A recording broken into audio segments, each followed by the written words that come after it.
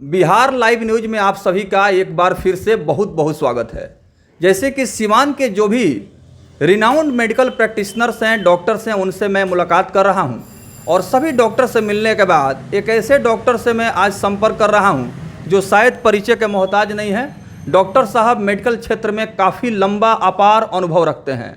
यही वजह है कि डॉक्टर साहब का नाम बहुत अदब और सम्मान के साथ लिया जाता है और जो मरीज़ यहाँ आते हैं वो डॉक्टर साहब उनको डायग्नोस या एग्जामिन करते हैं तो बहुत समय लेते हैं और पूरी तरह से जब सेटिस्फाइड हो जाते हैं तब इनका कलम मेडिसिन प्रिस्क्रिप्शन पर चलता है। तो हमारे साथ डॉक्टर देवकांत जी हैं जो कि काफ़ी रिनाउंड मेडिकल प्रैक्टिशनर हैं और ये सौभाग्य की बात है कि डॉक्टर साहब जैसा विद्वान व्यक्ति इस क्षेत्र में लोगों की सेवा कर रहा है। तो सबसे पहले डॉक्टर देवकांत सर जी, आपका बहुत बहुत स्वागत है हमारे न्यूज़ चैनल में। धन्यवाद जी। बिहार लाइव न्यूज़ में ये हमारे जो न्यूज़ के व्यूअर्स हैं या जो हमारे कार्यक्रम को प्रतिदिन देख रहे हैं, सुन रहे हैं, उस तमाम डॉक्टर्स के सुझाव से अवगत हो रहे हैं। तो डॉक्टर देवकांत सर, आपसे मैं जानना चाहूँगा, चूँकि अभी गर्मी और बरसात का मौसम है और इसमें हेल्थ और हाइजीन को कैसे मेंटेन रखा जाए जिससे कि स्वास्थ्य अच्छा रहे।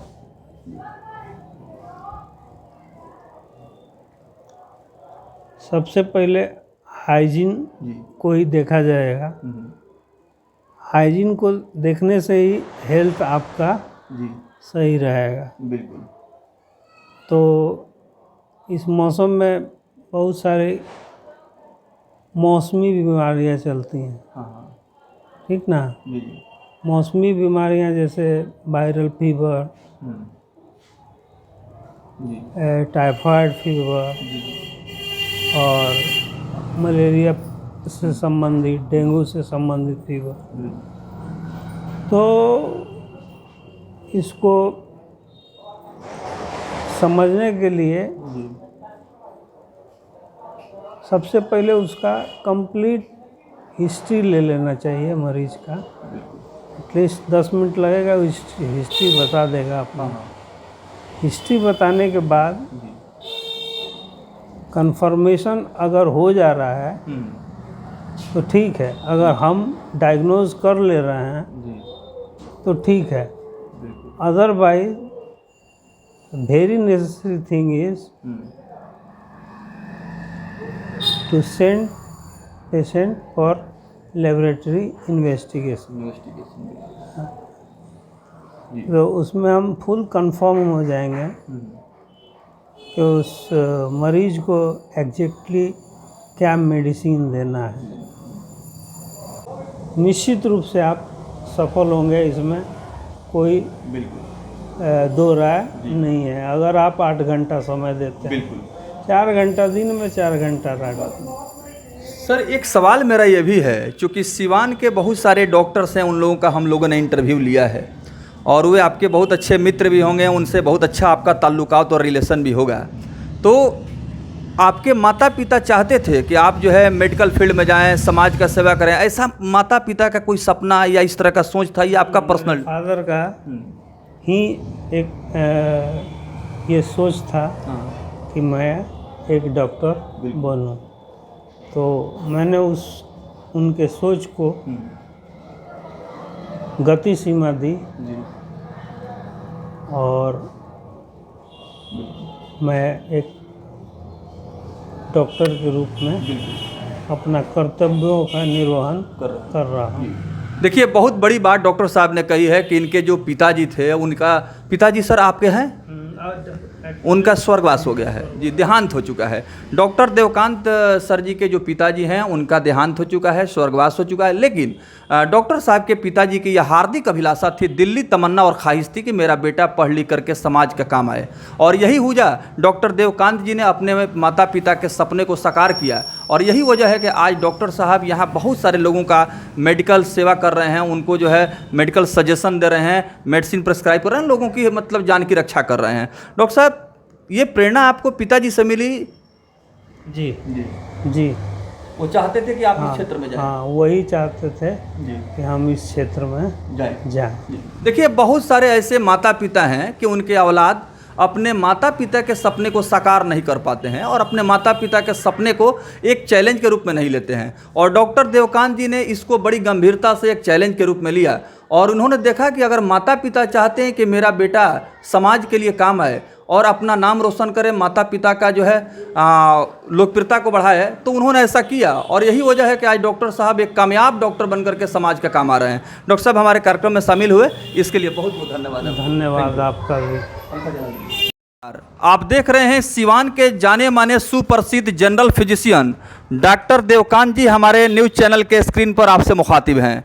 डॉक्टर साहब काफ़ी लंबे समय से मेडिकल क्षेत्र में मेडिकल प्रैक्टिस कर रहे हैं और काफ़ी दूर दराज के लोग डॉक्टर साहब के पास मेडिकल सुझाव के लिए और मेडिकल ट्रीटमेंट के लिए आते हैं। तो ये हैं डॉक्टर देवकांत जी।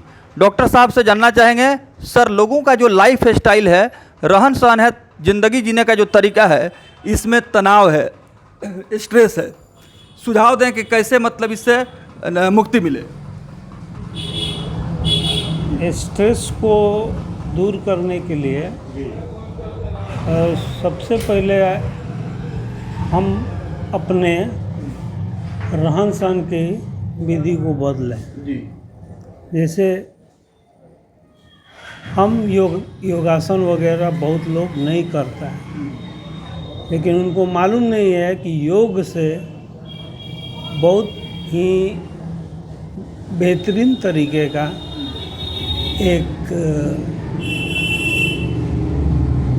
एक सेंसेशन बॉडी में फील होता है, जिससे स्ट्रेस जो होता है डाउनफॉल हो जाता है। लेकिन इस भागम भाड़ के लाइफ में इंसान को ये पता ही नहीं चलता है कि कब वो 6 साल का था, कब वो 60 साल का हो गया। उसको जब कंप्लेन होता है तब वो डॉक्टर के पास पहुंचता है। उससे पहले अगर वो अपना काम तरीका से करने लगे, योगा करने लगे, रेगुलर एक्सरसाइज करने लगे, टहलने जाने लगे, तो बहुत सारी बीमारियों से हम निजात पा जाएंगे, बच जाएंगे। और डायबिटीज़ भी उसमें से एक है और हाइपरटेंशन भी इसमें से एक है। हाइपरटेंशन और hypertension is also caused by stress and some other diseases which is connected to hypertension. Hypertension कई तरह का होता है, लेकिन अगर हमको अगर पता चल रहा है कि हमारा ब्लड प्रेशर बढ़ रहा है, तो हमारे जैसे आदमी को, हमारे जैसे डॉक्टर को फर्स्ट ऑफ ऑल उसको प्रेफरेंस देना चाहिए कि reduce blood pressure by your self. For that you have to reduce salt in your diet. Second चीज़ कि आप योगा करना शुरू कर दीजिए, आप डेली वॉकिंग शुरू कर दीजिए। और वॉकिंग भी वो साधारण वॉकिंग नहीं होना चाहिए, वो ब्रिस्क वॉकिंग होना चाहिए, तेज़ तेज़ चलना है। और जहाँ आप थक जाइए वहाँ से लौट आइए। तो इससे आप कई बीमारियों से बचेंगे। हाइपरटेंशन ही नहीं, आप डायबिटीज़ से भी बच जाएंगे, क्योंकि उसका भी मूल मंत्र यही है, ओवरडोज खाना, चावल वावल, और उसके बाद फिर आराम करने लगना। तो एक दूसरे का पूरक हो गया आज की डेट में डायबिटीज़ एंड हाइपरटेंशन। हाइपरटेंशन से तो बचा जा सकता है और डायबिटीज़ से भी बचा जा सकता है। बस करना यही है कि अपने आप को फिजिकल एंड एक्टिव रखना है, जिससे कि हमारा बॉडी के अंदर फैट का कंजम्पशन हो, मतलब फैट जल जाए और मांस ही मांस रहे, चर्बी कम हो। और यही वजह होता है, क्या होता है कि ये चर्बी जो होता है ना, ये आपके पेनक्रियाज पर भी जमा हो जाता है, जिसके कारण वो पेनक्रियाज से जो इंसुलिन निकलता है चीनी को पचाने के लिए, वो निकलता तो है बट अनसेंसिटिव हो जाता है, चीनी को पचा नहीं पाता है। तो दवाई काहे को दिया जाता है तो। और दूसरा चीज़ है हाइजीन में, सबसे पहला कि जब भी आप खाना खाइए अपने हाथ को निश्चित रूप से साबुन से धो लीजिए और नाखून को बड़ा बड़ा मत रखिए। नाखून छोटा रहेगा तो उसमें जो इंसर्ट होके अननेसेसरी सब्सटेंस चला जाता है एलिमेंट्री ट्रैक्ट में, तो वो आपका नहीं जाएगा बिल्कुल। नाखून छोटा रहने से। और आप हाथ भी धो लीजिएगा तो ये हो जाएगा आपका सैनिटाइजेशन, बिल्कुल हैं। और कोशिश यही होना चाहिए कि अगर आपके पास घर में टॉयलेट हो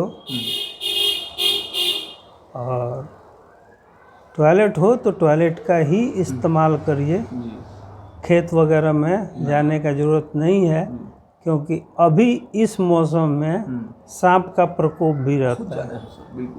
तो आप गए शाम में खेत में और बाय द वे आपको आप उस पे पैर रख दिए तो वो काट लिया, तो वो एक और प्रॉब्लम। तो सैनिटेशन बहुत ज़रूरी है ज़िंदगी को तरीका से जीने के लिए। बहुत अच्छा। तो देखिए ये डॉक्टर देवकांत जी हैं जो कि सिवान में काफ़ी लंबे अरसे से समय से मेडिकल क्षेत्र में सेवा कर रहे हैं।